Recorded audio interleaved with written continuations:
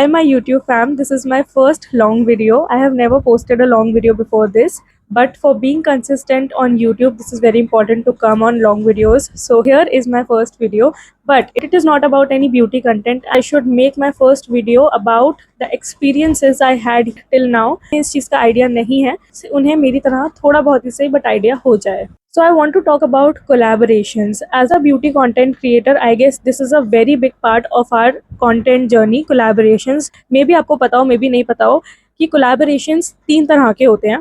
पहला of course paid collab, second barter collab and third is reimbursement collabs. Paid is of course आपको उनको अपना content देना है and they'll pay you for that. This is simple, paid collaboration. ये अपने followers और अपनी reach के according बढ़ा सकते हो, रख सकते हो, वो charge कर सकते हैं brands and agencies से हमारी reach और followers के basis पर. Second होता है barter collaboration. Barter collaboration में brand आपको products देता है और products के बदले में ही वो आपसे आपका content मांगता है. Reels and stories mostly. Like deliverables हैं, एक रील और एक स्टोरी, और वो आपको 5000 या 10,000 तक का प्रोडक्ट देंगे. स्टार्टिंग में इतना भी नहीं देते हैं, 2 या 3,000 तक का ही देते हैं. तो ये तो हुआ बार्टर. जब स्मॉल क्रिएटर हो तो आपको स्टार्टिंग में बार्टर पे अग्री करना पड़ेगा क्योंकि एकदम से पेड कोलैब्स नहीं मिलते हैं. बहुत सारे क्रिएटर्स बोलते हैं कि आप बार्टर कभी स्टार्टिंग से लो ही मत, सीधा पेड के लिए जाओ. तो सीधा पेड कोई नहीं देता है. लाइक मुझे नहीं लगता कि कोई देता है. मैंने जितना भी ट्राई किया है, मुझे तो अभी तक ऐसी कोई एजेंसी, कोई ब्रांड नहीं मिला जो आपको एकदम ही पेड दे देगी, एक्सेप्ट यूजीसी कंटेंट. बट जो बिल्कुल ही वर्स्ट कोलैबोरेशंस होते हैं वो होते हैं रीएम्बर्समेंट कोलैबोरेशंस.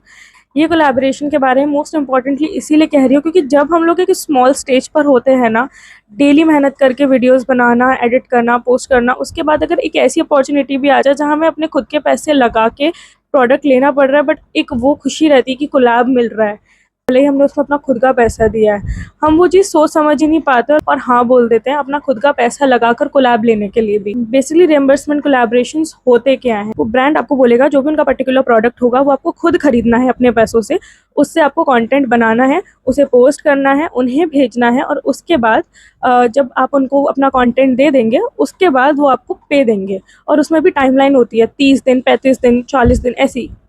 बट 30 दिन हो, 35 दिन हो, 40 दिन हो, 50 दिन हो, वो पैसा नहीं आता क्योंकि आपका जो कंटेंट है वो आपने उनको दे दिया है. आपने जो सामान खरीदा वो अपने पैसों से खरीदा, और आप फिर उसके लिए कितना ही वीडियोस बनाते रहो, अभी वो चीज़ इतनी ज़्यादा हाईलाइट हो नहीं हो, उससे कुछ नहीं होता. अल्टीमेटली वो आपको कंटेंट तो ले लेते हैं, बट फिर 30 दिन, 40 दिन, 50 दिन करते करते आपको पैसे नहीं देते हैं. जितना भी उनको कांटेक्ट करने की कोशिश करो, जितने भी वो कॉल्स वगैरह दिए होते हैं, आधे तो लगते ही नहीं है, और जो लगेंगे वो ट्रांसफ़र करते रहेंगे कॉल्स, और आप परेशान होकर लिटरली गिव अप कर दोगे. तो रीएम्बर्समेंट कोलैब्स में ये होता है. तो ये कोलैब कभी भी मत लेना. दिस नेवर हेल्प्स एनीवन, और ये लिटरली बाद में बहुत ज़्यादा डीमोटिवेटिंग हो जाता है. एक्चुअली जब हमारे फॉलोअर्स बहुत ज़्यादा नहीं होते, हमारी रीच बहुत ज़्यादा नहीं आती, तब कंटेंट से कमाने का एक ही जरिया होता है यूजीसी, यूज़र जनरेटेड कंटेंट.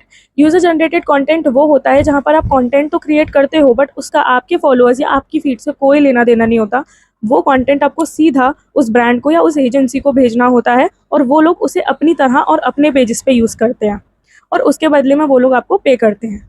ये होता है यूजीसी कंटेंट. आप उसके अपनी फीड पे पोस्ट करो ना करो कोई ज़रूरी नहीं है, बस आपको वो कंटेंट एजेंसी को या ब्रांड को भेजना है. आपका काम इतना ही है. और हाँ, ज़रूरी नहीं है कि वो कंटेंट एक ही बार में अप्रूव हो जाएगा. मे बी वो लोग कोई चेंजेस बताए तो आपको वो करके देने ही पड़ेंगे, और उसके बाद वो लोग उसे अपनी फीड पे या अपने सोशल मीडिया पे जैसे भी यूज़ करना चाहें वो उसे यूज़ करेंगे. अगर आप यूजीसी के लिए जा रहे हो तो यूजीसी के लिए आप पे आउट मांग सकते हो according to your content. UGC में जब भी आप किसी ब्रांड को या एजेंसी को पिच करो और जो भी अपना पे आउट रखो, उसे पहले तो हमेशा बढ़ा के बताओ, क्योंकि वो लोग नेगोशिएट करते ही करते हैं.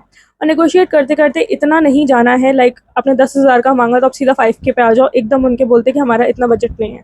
नहीं, आप बोल सकते हो, आप थोड़ा कम कर सकते हो, लाइक 8,000 कर लो, 7,000 कर लो, और साथ में आप उनको ये भी ऑफर दे सकते हो कि मैं आपको एक रील के साथ 2 स्टोरीज भी दूंगी. तो इसके साथ आपका कंटेंट भी वैल्यूबल होगा और आपका पे आउट भी कम नहीं होगा. सो अगर रीच और फॉलोअर्स नहीं है, still wants PRs and collabs, then this is your sign to finally start UGC content creation, because उसमें लिटरली अर्निंग्स जल्दी स्टार्ट होती हैं and you start becoming independent on yourself, and that's the biggest motivation you need. This is my first long video. I hope you like my video, so do not forget to like, share and subscribe. Thank you so much for watching.